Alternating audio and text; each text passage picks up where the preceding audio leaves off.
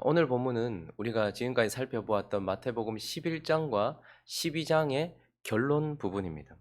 마태복음 11장과 12장은 예수님에 대한 사람들의 반응, 사람들이 예수님께 어떻게 반응을 보이는가에 대한 내용이었고, 결국 사람들이 예수께 어떻게 반응하느냐에 따라서 두 부류의 사람으로 갈라진다, 분리된다. 예수에 대한 반응이 결국 사람을 두 부류로 나누게 된다라고 말씀하고 있어요. 41절에 보면 이러한 표현을 쓰고 계시는데, 심판 때 니네 사람들이 일어나 누구 사람들요? 이 세대 사람들이라는 표현을 쓰고 있습니다. 그리고 42절도 보면 똑같이요. 심판 때에 남방 여왕이 일어나 이 세대 사람을이라고 이렇게 말하고 있어요. 그래서 결국 예수에 대한 반응이 이 세대라고 표현하신 이 세대 사람들과, 또 하나는 49절에 보시면요. 손을 내밀어 제자들을 가리켜 이르시되 제자들 나의 어머니와 나의 동생들을 보라. 그리고요.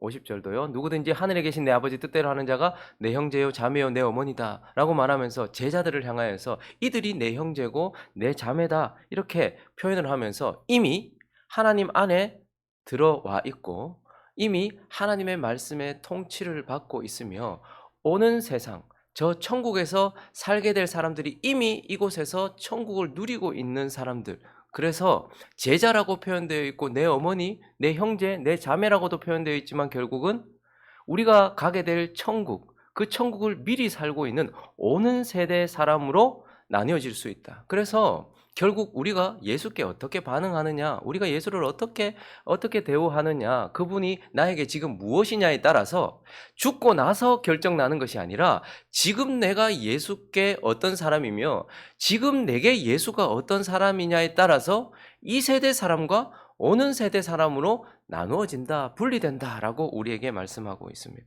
자, 그래서 오늘 우리는 이 본문을 통하여서 11장, 12장의 결론, 이렇게 분리되는 두 부류의 사람들이 어떤 사람들인가를 살펴보려고 합니다. 먼저 이 세대 사람들은 어떠한가? 오늘 본문은요, 이 세대 사람들에 대한 정확한 개념과 특징을 우리에게 보여주고 있는데요. 39절을 보시면 먼저 이 세대 사람들의 특징, 예수께서 대답하여 이르시되 어떻고요? 악한 세대.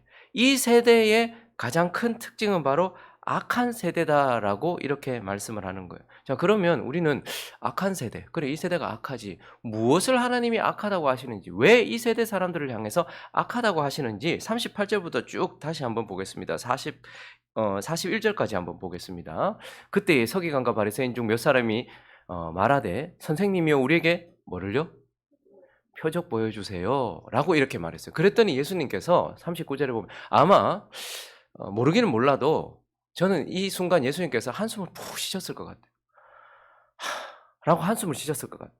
그러시면서 예수님께서 대답하여 이르시되 악한 세대, 음란한 세대가 표적을 구하나 선지자 요나의 표적밖에는 보일 표적이 없느니라 이렇게 말해요. 그 요나의 표적이 뭔가 보니까 밤낮 사흘 동안 물고기 뱃속에 있었던 것 같이 인자도 밤낮 사흘 동안 땅속에 있어요.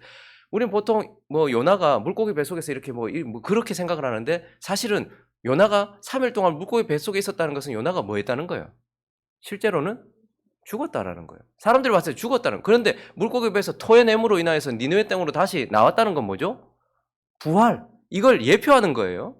자, 그런데 예수님께서 지금 한숨을 푹 쉬시면서 이렇게 얘기하는 거예요. 표적 좀 보여달라는 거예요. 지금 숱한 표적들을 보여줬어요. 내가 하나님의 아들인 것과 내가 메시아라는 표적, 그래서 성경에 기록된 기적들과 이적들을 보여주시기도 하셨고 사람이 할 수 없는 일들을 계속해서 보여주시면서 더 이상 필요 없을 만큼 표적을 보여주셨음에도 불구하고 지금 유대인들이 또 뭘 구하는 거예요? 아니 좀 내 믿도록 표적 좀 주세요, 이렇게 이야기를 하는 거예요. 그러니까 예수님께서 어떻게 하시는 거예요? 이제 마지막 남아있는 표적이 뭐죠? 예수님이 십자가에서 죽으시고 장사된 바 되어서 사흘 동안 땅에 계시다가 부활하시는 표적 이외에는 이제 더 이상 보일 표적이 없다. 그만큼 표적을 다 보여줬다. 그리고 이제 마지막 남은 표적 이거밖에 없다. 그런데 41절에 보니까요, 심판 때 니느웨 사람들이 이 세대 사람들을 정죄할 거다. 왜? 요나의 전도를 듣고 3일 동안 죽었다가 살아났던 요나가 회개해라. 안 그러면 망한다. 심판받는다라고 말했던 그 요나, 그 3일 동안 죽었다가 살아난 그 표적을 보여준 요나, 그 한 사람의 요나의 어떠한 메시지를 듣고도 니느웨 사람들은 회개를 했는데 이제 이 세대 사람들은 어떻다는 거예요? 숱한 표적을 보여줬고 이제 요나의 표적과 같이 예수 그리스도께서 죽으시고 사흘 만에 부활하시는 표적을 보여줘도 어떻게 하는 거예요? 예수를 믿지 않는 세대. 그래서 성경은요, 악하다라고 표현할 때 우리는 자꾸 성경에 있는 표현을 내 어감대로 해석하려는 경향이 있습니다. 악하다. 아, 저 사람 가늠하니까 악하고, 저 사람 폭행하니까 악하고, 저 사람 거짓말 시키니까 악하고. 성경에서 늘 악하다라고 하는 것은 아무리 깨끗해 보여도 예수 그리스도의 관계에서 악하다라고 말하는 거예요.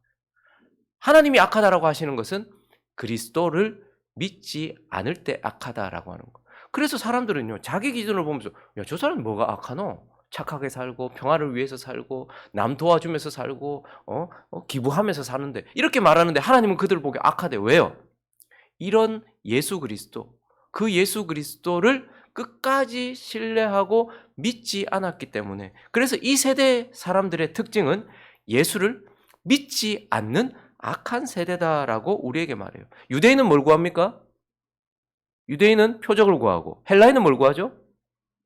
지혜를 구해요. 그래서 42절을 보면요, 또 이렇게 말씀하세요. 심판 때에 남방 여왕이 일어나 이 세대 사람을 정죄하리니. 왜요? 이는 그가 솔로몬의 지혜로운 말을 들으려고 땅 끝에서 왔음이거니와 솔로몬보다 더 큰 이가 여기 있느니라. 이방 여왕이었어요. 그런데 이방인들은 뭘 구한다고요? 헬라인들은 지혜를 구해요. 그랬더니 솔로몬이, 다윗의 자손 솔로몬이 지혜로 그들에게 가르쳤어요. 그런데 지금 예수 그리스도는요, 그 솔로몬보다 더 높은 지혜로 그들이 충분히 감동받을 수 있을 만큼 지혜의 말씀을 선포하셨고 지혜를 드러내셨어요. 그럼에도 불구하고 어떻다는 거예요? 예수를 믿지 않는 거죠. 유대인들이 구하는 표적, 헬라인들이 구하는 지혜를 충분하게 드러냈음에도 불구하고 이 세대는 어떻다는 거예요? 악하다는 거예요. 표적을 충분히 봤음에도, 예수 그리스도가 죽고 다시 사시는 그러한 표적 가운데서도, 그리고 그분이 지혜로 성전을 지으시고 지혜로 성경을 기록하시고 성경을 이루시는 그 지혜를 보면서도 예수를 믿지 않는 세대. 그래서 이 세대의 특징은 악하다라는 특징을 가지고 있습니다. 그리고 39절을 다시 보시면요, 이 세대를 향해서 예수께서 대답하여 이르시되 악한 세대다. 그리고 또 어떤 세대래요? 음란한 세대다. 이렇게 말합니다. 여러분, 이거 음란이라는 것은 남녀관계 속에서 생각하면 잘 이해할 수 있습니다. 오늘 43절부터 보면 음란에 대해서 예수 그리스도께서 말씀하시는데 43절부터 45절까지 읽어주시겠습니까? 시작.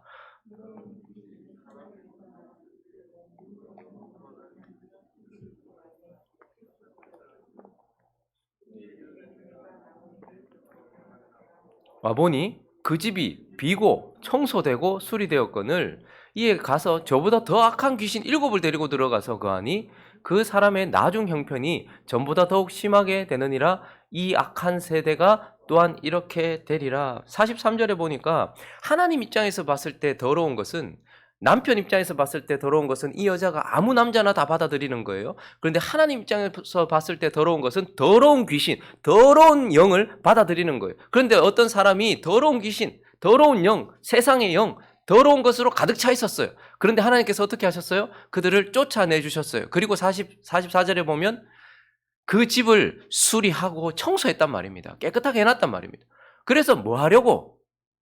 남편 대신, 신랑 대신 예수가 들어오시려고, 내가 거기 거하려고 청소 싹 해놨는데, 그런데요, 그 남편을 모시지 않은 거예요. 그 남편이 거기 거하지 않는 거예요. 그 남편과 동거하지 않는 거예요. 그랬더니 어떻게 됩니까? 더 악한 귀신 7을 들어와가지고 이전보다 더 더러워졌다라는 거예요. 이스라엘 백성들의 역사를 한번 보십시오. 하나님께서 귀신의 집으로 예루살렘을 만들어버린 이스라엘 백성들을 바벨론이라는 회초리를 들어서 어떻게 하십니까? 귀신을 쫓아내시고 깨트리세요. 이스라엘 백성들이 깨진단 말입니다. 왜요? 예루살렘이 하나님이 거하시는 곳인데, 그 예루살렘 중심에는 성전이 계셔야 되는, 성전이 있고 거기에 하나님이 계시는데, 근데 예루살렘이 어떻게 되었습니까? 귀신의 집이 되었거든요. 우상 숭배로 가득했단 말입니다. 그러니까 하나님께서 어떻게 하시는 거예요? 고치시려고 먼저 무너뜨리는 거예요. 바벨론을 통해서 착 무너뜨리셨어요. 그리고 어떻게 하십니까? 새로 수리하시고 깨끗하게 청소하셨어요. 그래서 그 땅을 70년 동안 비계하시면서 깨끗하게 정리하시고 그 다음에는 어떻게 합니까? 그 백성들을 바벨론으로 데리고 가셔서 거기서 정결하게 하셔가지고 어떻게 해요? 스룹바벨을 통해서 먼저 성전을 재건하세요. 다시 짓는단 말입니다. 수리하셔서 스룹바벨을 통해서 다시 재건하세요. 그리고요, 2차로 에스라를 통해서 다시 새로운 공동체를 만들어 주셨어요. 그리고 3차 느헤미야를 통해서 성벽을 건축하셔서 깨끗하게 다시 예루살렘을 하나님께서 수리하셨어요. 근데 지금 어떤 상태예요? 또 그전보다 더 더러운 거예요. 예수를 모시고 하나님을 모셔야 되는데 그전보다 더 더럽게 우상 숭배를 하고 있는 세대, 악한 세대, 음란한 세대, 이렇게 말씀하고 있는 것이죠. 그러니 이 세대는 결국 예수 그리스도를 표적을 보여주시고 지혜를 드러내도 믿지 않고 예수 그리스도를 모시지 않는 악하고 음란한 세대로서 결국은 아담 안에서 죄 사함 없이 죄 가운데 살다가 영원한 심판을 향해 걸어가고 있는 사람들, 그걸 바로 이 세대 사람들이다라고 말하는 거예요. 아담 안에서 죄 가운데 있는 우리의 죄를 사하시기 위하여 예수 그리스도를 보내주셨고, 그 예수 그리스도가 우리 안에 거하시게 하려고 우리 집을 청소해 주셨는데도 불구하고 그를 믿지 않고 그를 받아들이지 않음으로써 여전히 아담 안에 있으면서 죄 가운데 살다가 결국 심판받을 모든 사람들을 다 이 세대 사람들이라고 이렇게 말씀하고 있는 거예요. 그래서 예수를 받아들이지 않음으로 인하여, 예수에 대한 반응으로 인하여 이 세대 사람들이 분리되고 있는 겁니다. 자, 그러면 이제 오늘 본문을 통해서 또 하나, 또 다른 부류의 사람이 있죠. 오는 세대 사람들. 그 사람들은 어떤 사람들인가? 이 사람들과 반대겠죠. 49절은 오는 세대 사람들을 이 단어로 표현하고 있습니다. 손을 내밀어 누구를 가리켰다고요? 제자들을 가리켰다. 이 제자, 하나님의 자녀, 나의 어머니요, 나의 동생들, 이렇게 표현하면서 예수 그리스도의 형제, 그리고 예수 그리스도를 따르는 자, 이러한 사람들을 제자라고 표현하고 있고, 이 제자를 향하여서 하나님은 성경 전체를 통해서 어떤 사람들이라고 하는가? 오는 세대 사람들이다, 이렇게 말하고 있어요. 그래서 오는 세대 사람들의 특징은 뭐죠? 40절에 보면 요나의 표적이 결국 예수 그리스도를 보여주기 위한 예표였어요. 밤낮 사흘 동안 물고기 뱃속에 있으면서 죽었던 거예요, 사실은. 그런데 다시 사흘 만에 살아난 것처럼 인자도 어떻다는 거예요? 예수 그리스도도 밤낮 사흘 동안 땅에 계시다가 부활하신다. 그래서 이 오는 세대 사람들의 특징은 십자가와 부활의 예수 그리스도를 믿는 자. 그리고 또 42절을 보시면 남방 여왕이, 심판 때에 남방 여왕이 일어나 이 세대 사람들을 정죄하리니, 왜냐? 그가 솔로몬의 지혜로운 말을 들으려고 땅끝에서 왔음이거니와 솔로몬보다 더 큰 이가 여기 있느니라. 솔로몬은 어떤 자입니까? 다윗의 자손이요, 성전을 건축한 자요, 지혜로운 자였습니다. 그래서 솔로몬은 사실 누구를 보여주는 거예요? 다윗의 자손으로 오셔서 지혜로 성전을 건축하실 예수 그리스도를 보여주는 거예요. 그래서 이 세대 사람들이 아닌 오는 세대 사람들은 십자가에서 죽으시고 사흘 만에 부활하신 예수 그리스도, 그래서 지혜로 우리를 성전으로 만드실 예수 그리스도를 믿는 사람, 그게 오는 세대 사람들의 특징인 것입니다. 그리고 44절은요. 이에 이르되 내가 나온 내 집으로 돌아가리라 하고 와보니 그 집이 어떻게 되어 있었다고 해요? 그들은 비어 있었대요. 청소되고 수리되었는데 비어 있었대요. 그러나 오는 세대 사람들은요, 하나님의 집, 이 속에 누가 계시는 거예요? 예수 그리스도를 모셔드리는 거예요. 하나님을 주인으로 모셔드리는 거예요. 그리고 세상을 향해서는 닫아요. 오직 예수 그리스도만 우리 안에 거하시는 거예요. 예수를 믿는다고는 하면서 예수가 내 속에 거하지 않는 사람들이 참 많아요. 요즘 부부들이 그런 사람들도 많죠. 아니, 우리 부부도 아직 법적으로 부부고 같이 산다. 근데 동거하지 않아요. 서로 동거하지 않는 것처럼. 근데 오는 세대 사람은 어떻다는 거예요? 십자가와 부활의 지혜로 성전을 건축하신 예수 그리스도를 믿을 뿐만 아니고 그 예수 그리스도를 모셔드려서 내 마음 중심에 계시는 자, 그가 바로 오는 세대 사람 특징이다. 그리고 50절을 보면요, 마지막 50절 읽을까요? 시작.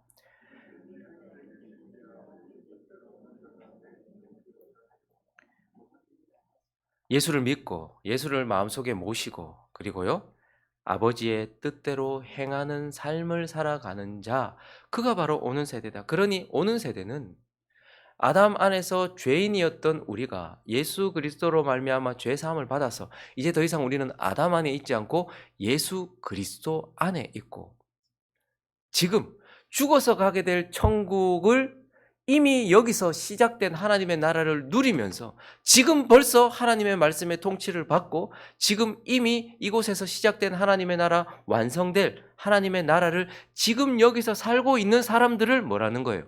오는 세대 사람들이다. 그래서 우리는 죽고 난 이후에 이 사람이 이 세대 사람이었다, 오는 세대 사람이었다라는 것이 드러나는 것이 아니고 지금 예수를 어떻게 대하느냐에 따라서 이 사람이 이 세대 사람이냐, 오는 세대 사람이냐가 드러나게 되고, 오는 세대 사람은 이미 이곳에서 시작된 하나님의 나라, 완성될 하나님의 나라를 지금 살고 있는 사람들. 그래서 영생은 살 것입니까? 살고 있는 것입니까? 지금 저와 여러분이 이미 영생을 살고 있는 거예요. 영생은 유일하신 하나님과 참 하나님과 그의 아들 예수 그리스도를 아는 것이에요. 그래서 그분의 말씀의 통치를 받고 있고 그 성령의 통치를 받고 있는 사람, 그게 바로 오는 세대 사람이고, 그러한 사람들이 오는 세대 사람들로 나누어질 것이다, 이렇게 말씀하고 있습니다. 말씀을 정리하겠습니다. 어느 세대 사람들이십니까? 나는 이 세대 사람입니까? 아니면 오는 세대 사람입니까? 이것을 분리하는 것은 오직 나의 행위가 아니라 나와 예수 그리스도와의 관계입니다. 그분에게 있어서 내가 무엇인지, 그리고 내게 있어서 그분은 어떤 분인지, 그분에 대한 우리의 반응이 오늘 이곳 여기에서 내가 이 세대 사람인지 아니면 영원한 천국을 소유하게 될 그 시작된 하나님의 나라를 살고 있는 오는 세대 사람인지를 가른다라는 것을 기억하면서, 주여, 이 세대 사람들을 원망하고 또 이 세대 사람들을 향하여서 정죄할 오는 세대 사람이 되게 해 주시고 지금 이곳에서 천국을 누리는 자 되게 해달라고 기도하는 이 아침 되시기를 예수 그리스도의 이름으로 축원합니다.